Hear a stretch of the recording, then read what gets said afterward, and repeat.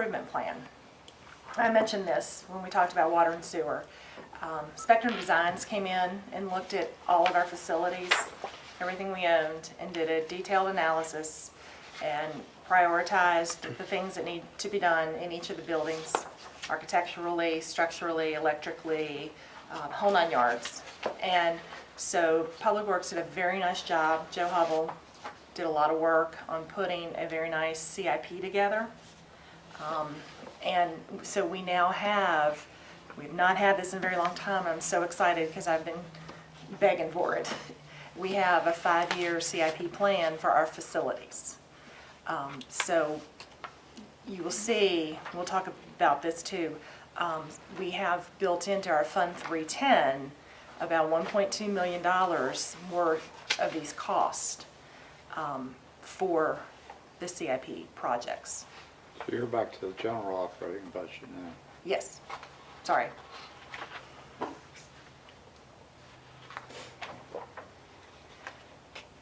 And with that being said, the projects that have been identified, and I'm happy to send you guys copies of the plan. I did not bring it because it's pretty thick, but I'm happy to send that to you if you'd like to review it along with the Spectrum Designs draft. Let's see, I don't want to tell you something off the top of my head. So there's $1.294 million in these projects, and if you look, kind of shows you where they are on the last page of this draft document on the expense front. It looks like this. On the very last page, you'll see on the left-hand side talks about 310 CIP, and so we've got our building and grounds and our joint building and grounds. And we've spoken with Covington about the joint building and ground projects, and they are okay with those. That's courthouse and jail. And so there are certain things that need to be addressed in those buildings, and they are okay with those. But the total of that is the $1.294 million. And I am suggesting, or recommending, that you pull that from the CIP fund balance, because you do have about $5 million as a fund balance in there.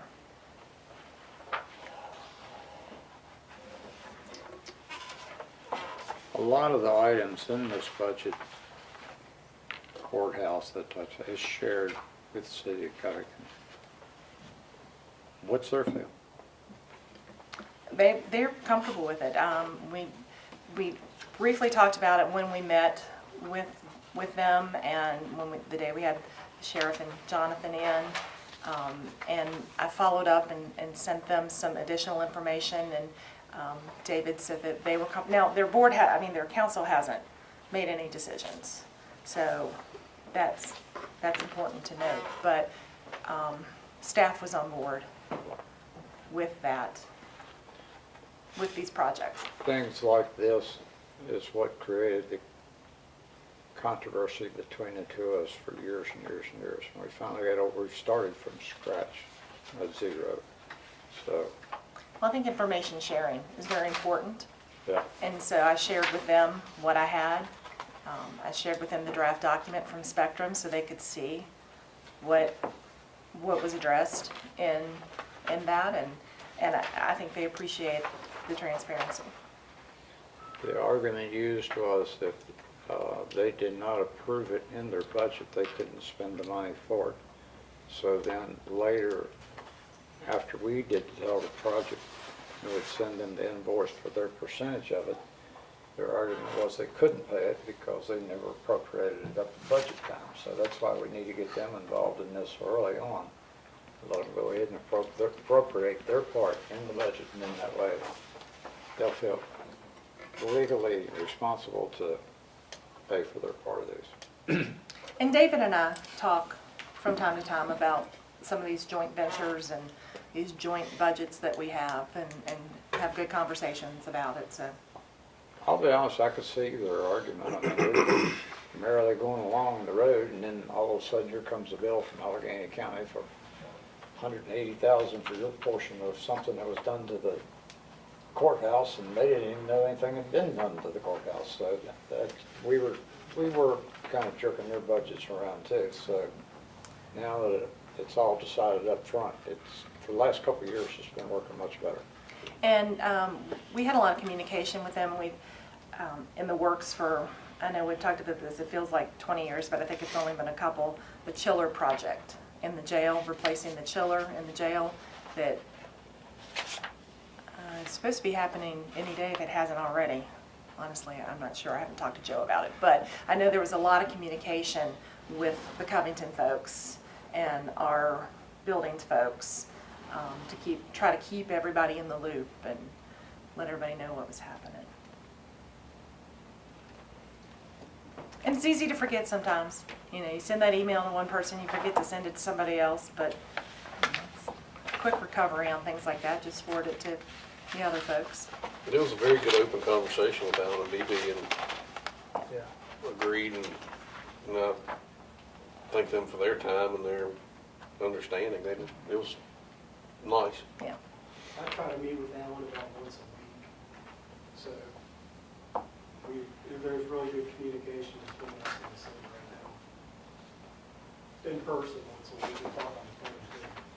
You know, the governments are getting along. We're in this together, so. Shh, don't say that too loudly.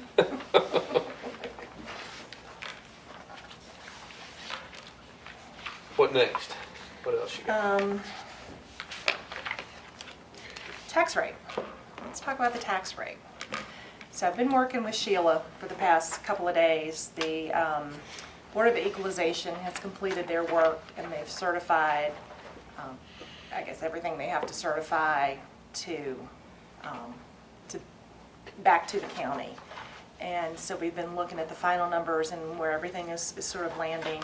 And we both sort of independently came up with the same number. And it looks like 49 cents is going to be your equalized tax rate. And I used the dollar number in the budget, building the budget. So I wasn't sort of necessarily waiting on that rate just to be sure it wasn't going to drastically change. But that's about sort of where I thought it would come in. And for our budget numbers, it's in line with that. Is that based on what total gross money of last year's budget was, or this coming year's budget? So the way that works is the gross amount, not the gross, it's actually the gross amount of the tax assessment, and then you take out the properties that are not taxable. This building, for example, churches, schools, that sort of thing. And then you are left with that subtotal. And then what we have to make sure is that the taxes, the revenue tax received from that amount of money at your original tax rate, that the new tax rate or the new amount of money is no more than 1% higher than that, which is somewhere around $100,000. So I don't know, did that answer your question? Yes, but that's the 1%. We're not talking about what it would take to fund this budget that we're working on now. Yes. You have to work on that number of what last year's. The number that I worked off of Yeah. is built from last year's number I guess anyway, so. because I knew that we could not have revenue more than 1% off of last year's revenue. So I was able to build the number based on that fact. And then I was able to consider, Sheila always provides me with, what new construction we have and, where the exemptions lie. So I take all that into effect and then build the revenue, the anticipated revenue on those things. I didn't build the anticipated revenue on the fact we were going to have 49 cents or 20 cents or 60 cents, whatever. I built it on the number from last year. So in reality, it may take a higher number than that to do this budget if this budget is higher. This budget is built on, it's Built on 49.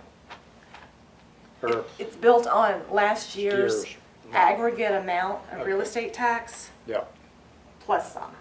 So your aggregate's gonna be roughly the same, Yes, except maybe 1% more. 1% more, and then the other Right. factors that come into So your play. budgeting number is gonna vary little. Your budgeting number was not dependent on that tax rate, because I knew that you all were interested in equalizing. Now, if it is your choice to not equalize, but we will have to have an extra public hearing if you decide you wanted to have a rate of 60 cents, you can do that, but you're gonna have to have another public hearing to. that's a tax increase. That's correct. Anything above the 1% net revenue from the assessment has to have you have to have a public hearing to enact that. Even if you wanted to do 50 cents, you would have to do a public hearing, because that would be over the 1% I can threshold. remember back when I first started in local government, that rule wasn't there. And that game was played by all governments.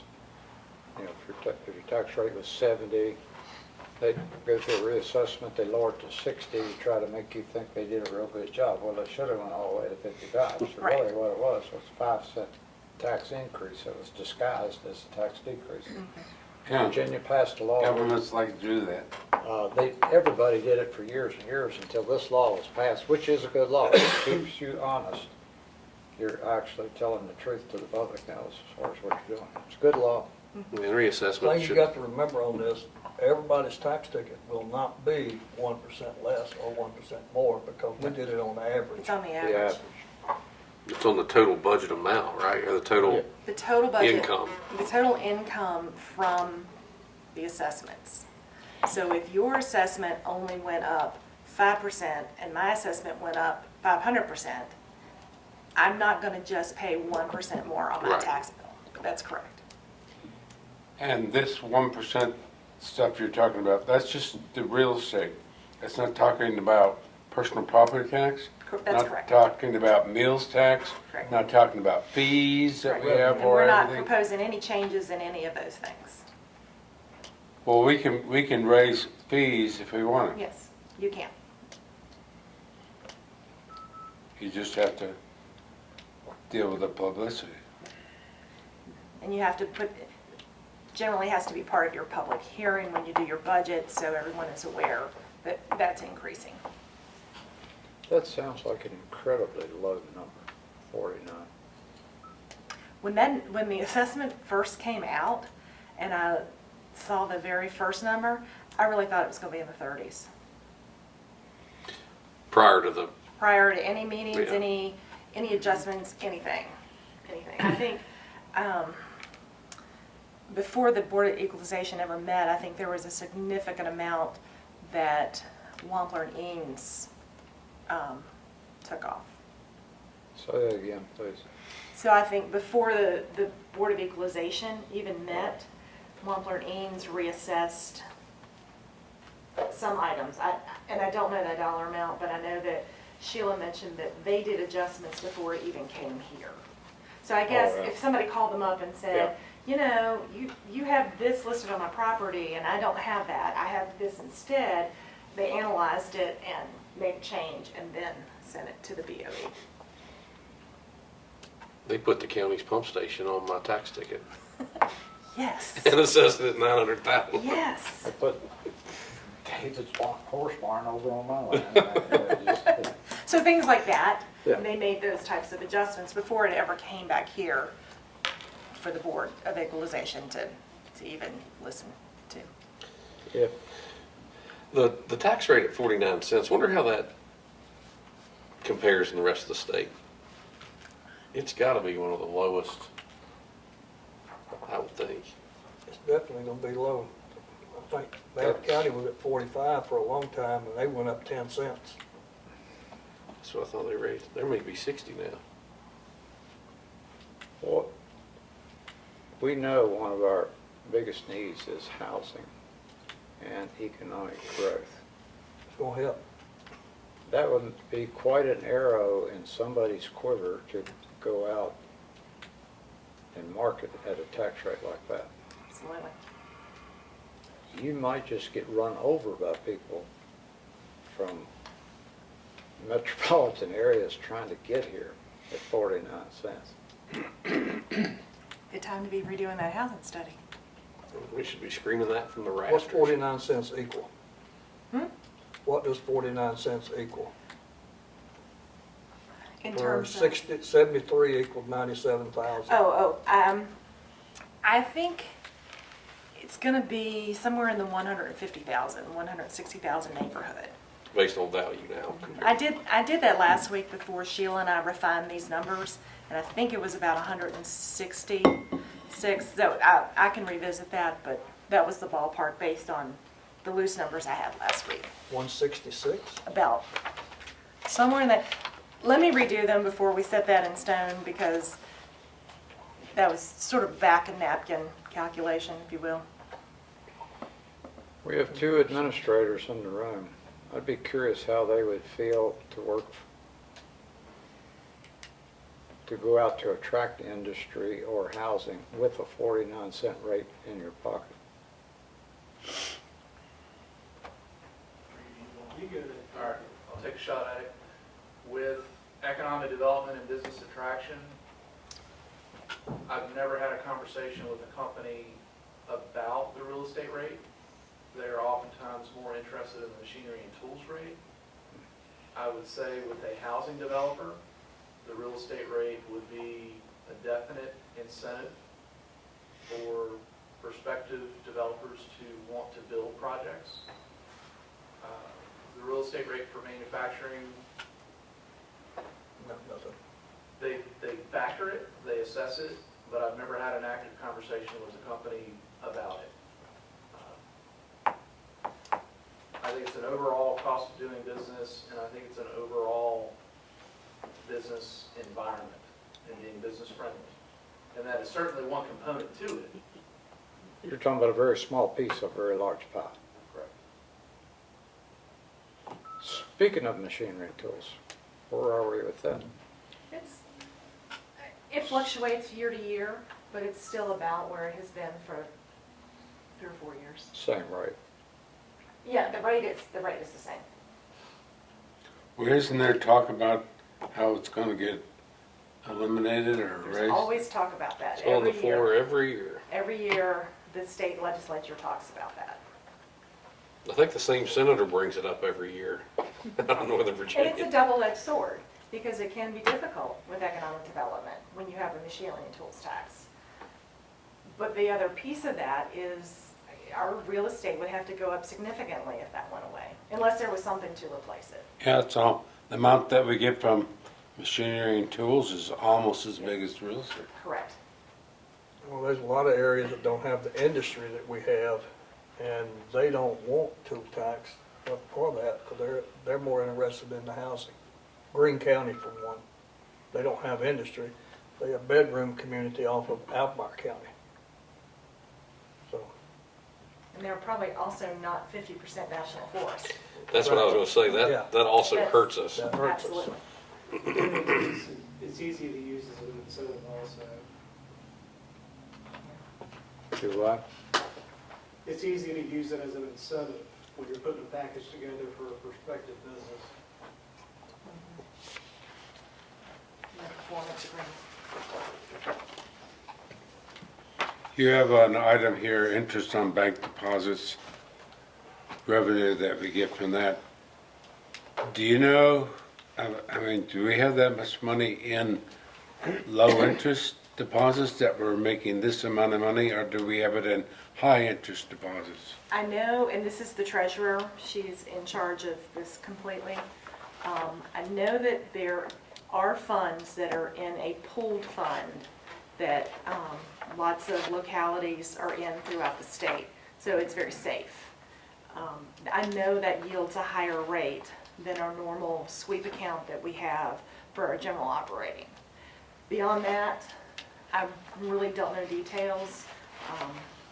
Teresa would have to answer those questions because she, again, monitors and is in charge of that, as it's the cash component of the house.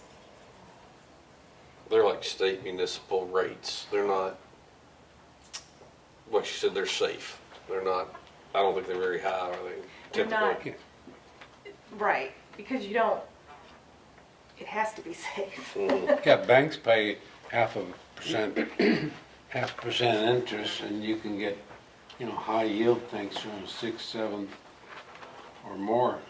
Yeah, you can't put this in like a Raymond James. It's mandatory where it can go and regulated and all that. You can invest it in different things. Different counties do it different ways. Fairfax County a few years ago invested heavily into cryptocurrency, and it paid off for them. I mean, it's left up to the treasurer. So we could have dialogue with them and request that the money be spent other places. But it'd be a request from this board, if you want to do it.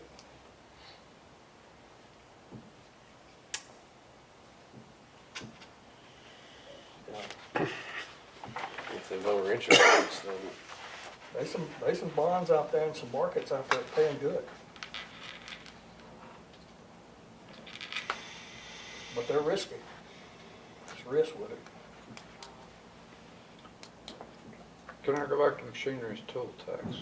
How does that rate and compare to others, I guess I would say? Don't know. I don't know. I could get Sheila to put something together for you. It'd be nice to know, we went through a thing a couple of years ago, we lowered the, what was it? we changed the way it was The computed. formula, the way it was Because computed. that was when John was here. We did something to change the formula. We were able to bring the value. Is that M&T or is that personal property? We brought did, the- with M&T, we changed the, 287 was changed to, I can't remember. I think it's on our Received the website. same amount of funds, but it was an optics It was a thing. marketing. the thing. compute, yeah, the computing was different. We were only using like 50% of the value at this high rate, so then we changed the advertisement rate at the full value, but we cut the rate in half, so. Yeah, because Yeah. it only depreciates so far. What is the tool rate right now? No. It's on the website, but I can't remember.